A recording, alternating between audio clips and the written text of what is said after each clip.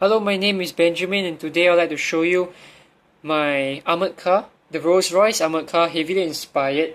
It is a British armored car developed in 1914 and used in the World War I and the early part of World War II. As you can see here, this is the turret which I've tried to capture here on the rail vehicle itself. Give it a very classic silhouette look. You see have the back where the soldiers will sit here, and also the front where the headlights are I try to make it as iconic as possible, and the very sharp front, pointy front, which is actually like the slanted armor to be almost a bit impregnable to rifle rounds. This is supposed to be a tire which actually is supposed to be here, but I like to change the design a bit because this is only an inspired model.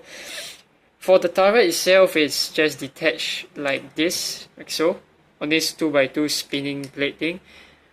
Just fix it very simply.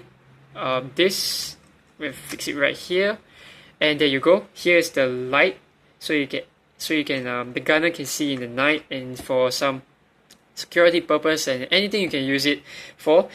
This is so represent the machine gun itself. So it will turn up, it will turn down, pretty low, but of course not so low because it's not how the machine gun is gonna be. Other than that, it's a one-seater capable for a Lego man. I'll just snap it off over here. Yep, right here.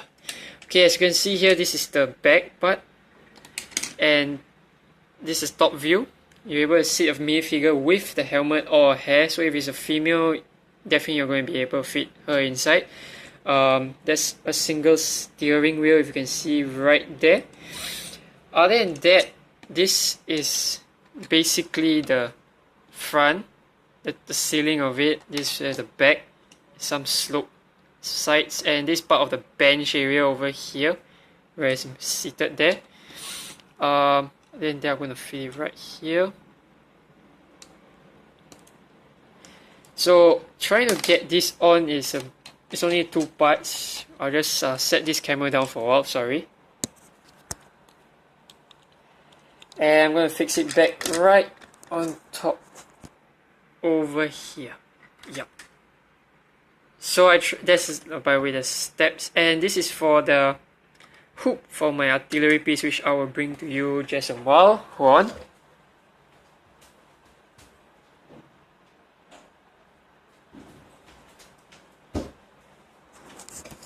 Okay, thank you for waiting. Okay, I put the armored car right there, and here's my British 25-pounder. You might be saying why everything is yellow, and it may be quite a turn off, but I find these were the only parts I had in yellow that had the best parts for the shapes and everything. So it's pretty unfortunate, but never mind. It's not pink, that's the most important. Other than that, this is my personal 25-pounder. I try to capture the look because I went to see the real one, the real 25-pounder. So I captured the look of how the wheels were here. There's a seat here for the gunner to actually sit and operate the gun itself with the telescope. And I try to get some detail of those. I'm not sure what's the name called, I'm sorry about that, but you get what I mean. And also at the same time, the barrel is able to tilt a bit like so, but doesn't traverse up and down. So it only goes left and right. So you just gotta move the gun up and down this way. This is the main, if I'm not wrong, is it the blast shield or there's some protective armor? And try to get the muzzle brake right here, make it dark in color. Since yellow and then some white represents some chrome, so it's like a very like a masterpiece, and at the same time it also plays very well with the two British classics during the war. Although you might not have seen the 25-pounder during World War I, but it was definitely produced during the World War II. So this is pretty unique, but I personally am not sure whether this was actually the right configuration for the artillery side. Okay, other than that, this is actually that's how it clips at just a moment. Okay, I'll snap it in there, and yup, there you go. This is the full view. I built it to be as tough as possible, only that the weak points in this vehicle here would be this, which likes to fall off and break apart easily if you apply any extra pressure. Then another detail was that I forgot to mention would be the front here. Try to get my own insignia of some sort to play around with the white and yellow color itself. Some detail.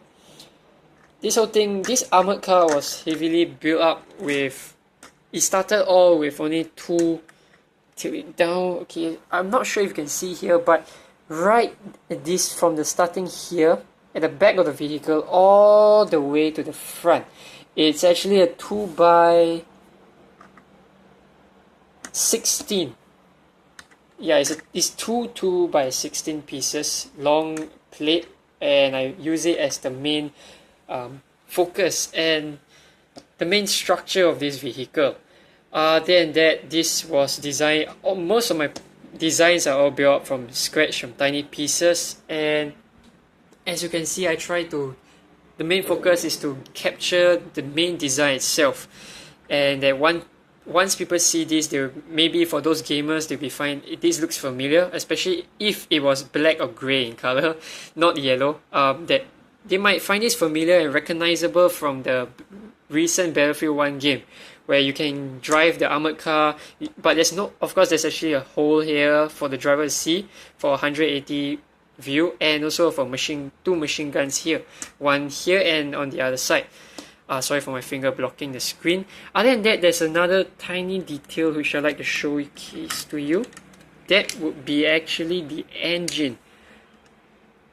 I'm not so sure what engine I didn't look it up as detail, but I just try to make something that's recognizable as the engine, and I just use these pieces to just fix it up here, back in there. So it's very neat, very stable. It's a pretty tough model, only for some delicate parts. And yeah, that's about it. Able to move around. So there's a lot of playability, and it's all for us and others to really recognize what I'm roughly trying to get out of my creation. So this is my own personal mock, and I hope that you will be kind of inspired, and I would like to see yours too. So anything, just feel free to comment. Thank you for watching. Thank you so much. Hope to see you again. Bye.